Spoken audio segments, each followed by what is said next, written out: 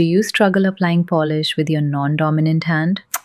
Yes, the process can be messy, especially when using gel polish. So in this video, I'll show you a few beginner tips and tricks to paint your nails with your non-dominant hand while keeping the process simple and non-overwhelming. Hi everyone, welcome back to my channel. As you can see, my right hand is in quite a rough shape, so today we're going to make it look better. Okay, so the first thing we're going to start with is filing the nails.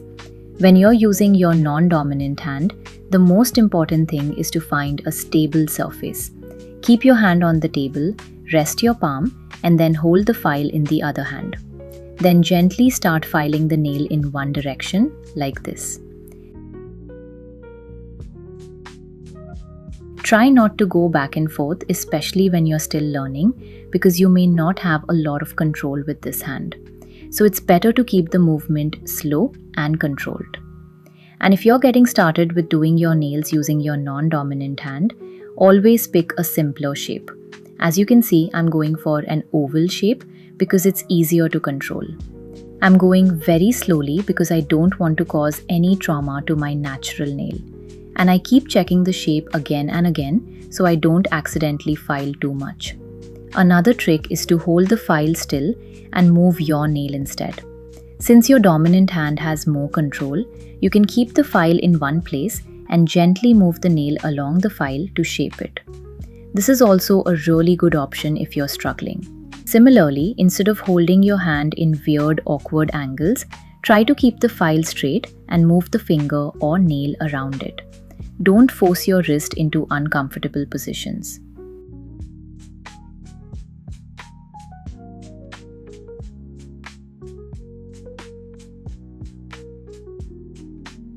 Now we'll move on to cuticle preparation. Again, I won't go in depth about the whole process here because I've already covered cuticle prep in my previous videos. But with your non-dominant hand, the main thing is to rest your palm on a stable surface and work slowly. The pusher is flat to the nail and I'm keeping the pressure very light while gently pushing back the cuticle.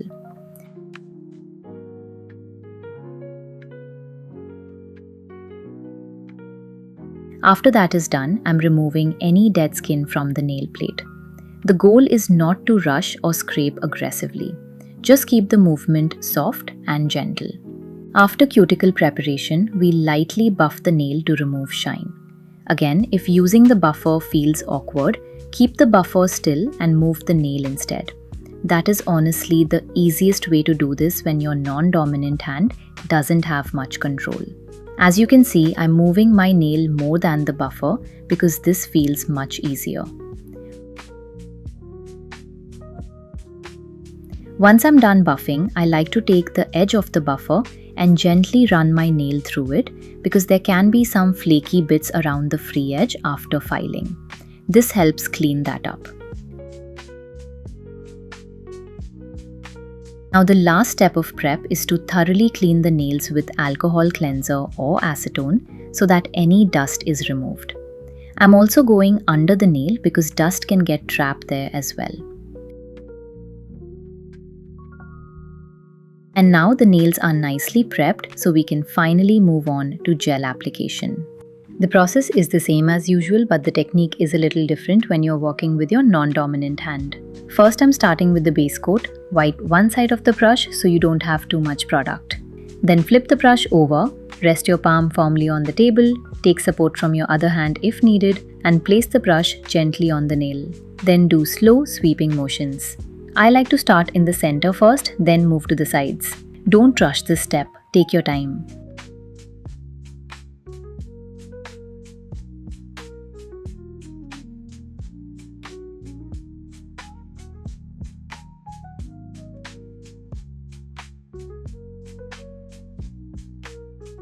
If you're finding it difficult, another hack would be to rest both your hands on the table, then hold the brush still and move your finger instead, because your dominant hand has more control.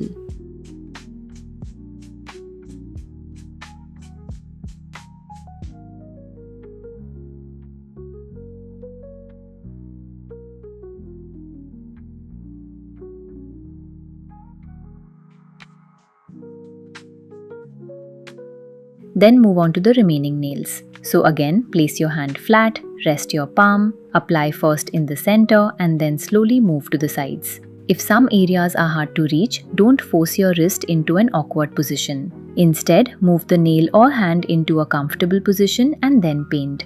Because your other hand has more control, it's easier to rotate the finger and bring the nail into position instead of trying to paint from a difficult angle.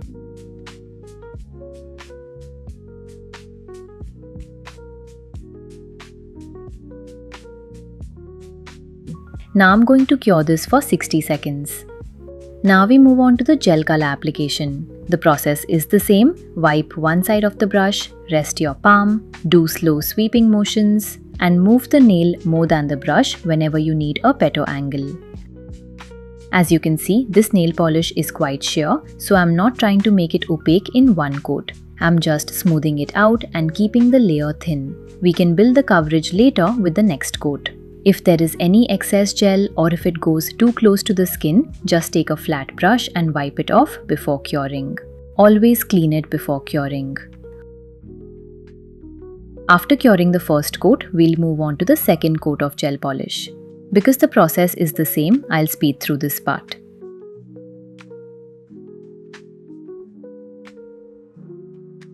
After curing the second coat, this is what it's looking like. The color is more opaque now, but the layers are still quite thin. By the way guys, if you live with cats or dogs, be ready to have lint or cat hair on your products as well. Because gel is sticky, it really does attract cat hair. I'm used to it by now. As you can see, something showed up here, so I'm just going to remove it. Now the final step is to apply the top coat. Again, I'm using the same technique, resting both hands, keeping the brush controlled, and moving the nail whenever the angle feels awkward. Once the top coat is applied, I'll cure it. And yeah, this is the final result. That's it for today's video. I hope this helped, especially if doing your other hand feels really difficult. If you want the full beginner prep or gel application tutorial, I'll link those videos in the description.